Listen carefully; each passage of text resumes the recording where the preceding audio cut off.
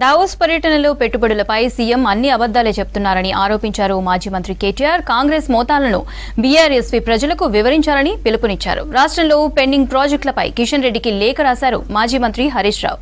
రాష్ట్ర ప్రయోజనాల కోసం చొరవ తీసుకోవాలని విజ్ఞప్తి చేశారు. కాంగ్రెస్ నేతలు అన్ని అబద్దాలే చెప్తున్నారంటూ గాంధీ భవన్ కు ఫినాయిల్ బాటిల్స్ పంపారు ఎర్రొల్ల శ్రీనివాస్. అబద్దాలు చెప్తున్న నోటిని ఫినాయిల్తో శుద్ధి చేసుకోవాలని సూచించారు.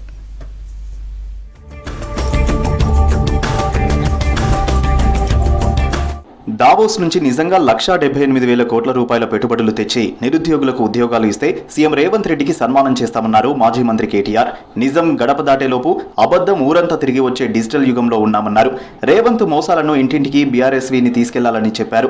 కాంగ్రెస్ హామీలపై ఈ నెల 30న రాష్ట్ర వ్యాప్తంగా గాంధీ విగ్రహాలకు వినతి పత్రాలు ఇవ్వాలన్నారు.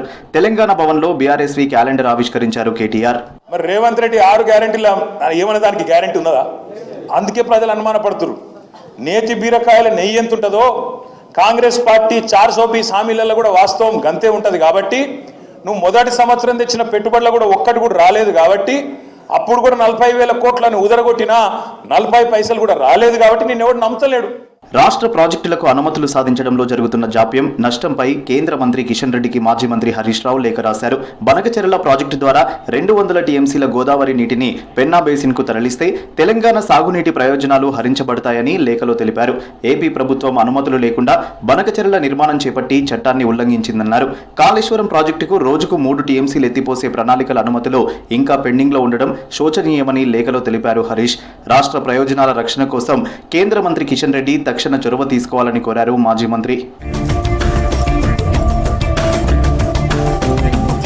రంగారెడ్డి జిల్లా కందుకూరు మండలం దాసరళ్లపల్లి గ్రామంలోని శ్రీకాంతగిరి శ్రీమాత క్షేత్రంలో శ్రీ రుద్ర సహిత శతచండీ యాగ మహోత్సవంలో పాల్గొన్నారు మాజీ మంత్రి హరీష్ రావు. 108 యజ్ఞగుండాలతో ఈ మహోత్సవం నిర్వహించారు.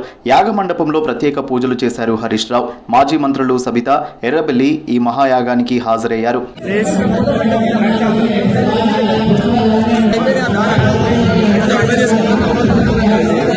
పథకాలపై మోదీ ఫోటోలు పెట్టాలని చిల్లర రాజకీయం చేస్తున్నారని విమర్శించారు మాజీ ఎమ్మెల్సీ కర్నె ప్రభాకర్. రాష్ట్ర ప్రభుత్వాలకు కేంద్రం భిక్షం వేయదని, రాష్ట్రాలకు హక్కుగా రావాల్సిన నిధులను కేంద్రం ఇవ్వాలని డిమాండ్ చేశారు. కాంగ్రెస్ నేతలకు ఫినాయిల్ బాటిల్స్ ను పంపారు బీఆర్ఎస్ నేత ఎర్రొల్ల శ్రీనివాస్. అబద్దాలు చెప్తున్న కాంగ్రెస్ నేతల నోరులను ఫినాయిల్తో శుద్ధి చేసుకోవాలని సూచించారు. అబద్దాల పునాదులపై కాంగ్రెస్ ప్రభుత్వం నడుస్తోందన్నారు ఎర్రొల్ల. అది చిల్లర రాజకీయం. నిజానికి ఫోటోలు పెట్టాలి, ఫోటోలు పెట్టకూడదు కాదు. కేంద్ర ప్రభుత్వం చేయాల్సినటువంటి బాధ్యత ఉన్నది, చేయాల్సిందే. రాష్ట్ర ప్రభుత్వం అడుగుతూనే ఉంటుంది. రాష్ట్ర ప్రభుత్వానికి కేంద్ర ప్రభుత్వం ఏం భిక్షమేయదు.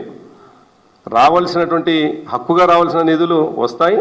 తప్పకుండా ఉండాల్సిన పద్ధతిలో, ప్రోటోకాల్ ప్రకారం ఉండాల్సిన పద్ధతిలో ప్రభుత్వాలు ఉండాల్సినటువంటి అవసరం అయితే ఉన్నది. మీ కాంగ్రెస్ పార్టీ నాయకుల నోర్లన్నీ కూడా అబద్ధాల నోర్లు, కంపుకొట్టే నోర్లు, డ్రైనేజ్ కంటే అధ్వానంగా ఉన్నాయి. కాబట్టి మీ నోర్లన్నీ కూడా అబద్ధాలు చెప్పి ప్రజలను మోసం చేస్తున్నటువంటి కాంగ్రెస్ పార్టీ నాయకుల నోర్లన్నీ కూడా ఈ ఫినాయిల్తోని శుద్ధి చేయాలని ఇలా మీ గాంధీ భవన్కే అడ్రస్ చేసి పంపిస్తా ఉన్నా.